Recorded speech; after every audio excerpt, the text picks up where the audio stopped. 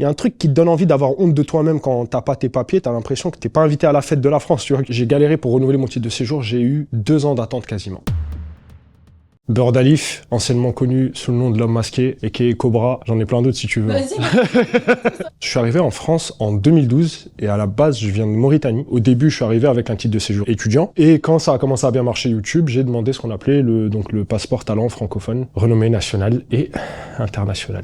J'ai galéré pour renouveler mon titre de séjour, j'ai eu 2 ans d'attente quasiment. Je suis à une vingtaine de mails envoyés sur l'année. Rien que sur 2023, je suis à une vingtaine de mails. À la fin de cette année-là, c'est là où ils me répondent enfin « Ouais, ça va être traité bientôt, t'inquiète ». Et ensuite, j'ai pas eu de réponse pendant encore une année. C'est un sentiment qui est partagé par tous les étrangers qui sont en France. Ils ont eu affaire à la préfecture et c'est pas un truc qui est lié à Paris ou quoi que ce soit. La première chose qui t'arrive quand t'as pas tes faf, il y a un truc qui te donne envie d'avoir honte de toi-même quand t'as pas tes papiers, t'as l'impression que t'es pas invité à la fête de la France, tu vois, que t'as pas le droit d'être là. Tu le gardes pour toi. Tu le dis pas. J'ai pas spécialement envie de rentrer dans un truc victimaire ou un truc comme ça parce que moi je suis un putain de privilégié dans cette situation. Je suis un créateur de contenu, j'ai mon audience, j'avais de l'argent de côté, j'ai des proches qui sont bien, qui peuvent me mettre bien et tout. Donc malgré ma situation privilégiée, il y a quand même des trucs auxquels t'es confronté. Tout ce qui est abonnement, tu oublies. Tous les trucs qui te demandent des pièces d'identité, tu peux plus y avoir accès. Et j'ai même été viré d'une banque. Donc ouais, tu te retrouves en fait à plus pouvoir utiliser d'argent du tout. Tu fonctionnes avec du cash, donc tout le monde pense que t'es dealer autour de toi. Ce qui me terrorisait vraiment, c'était ce truc de est-ce que je vais me faire virer ou pas? Quand t'es dans ce statut-là, t'as vraiment un sentiment d'infériorité face à l'État et même aux gens de manière générale où t'es en mode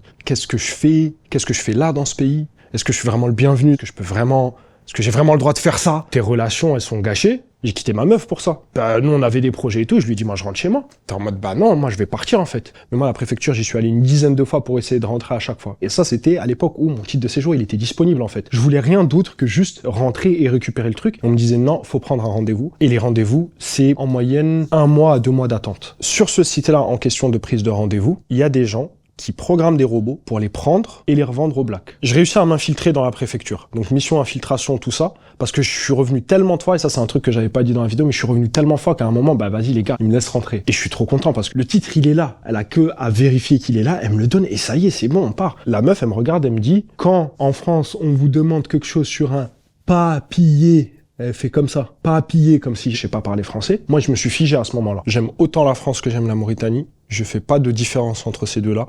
Ce pays m'a apporté énormément de trucs. Il y a plein de choses que j'aurais pas pu faire. Mais là, moi, mon objectif, c'est de devenir français. Ça y est, c'est bon, je suis fatigué de la préfecture.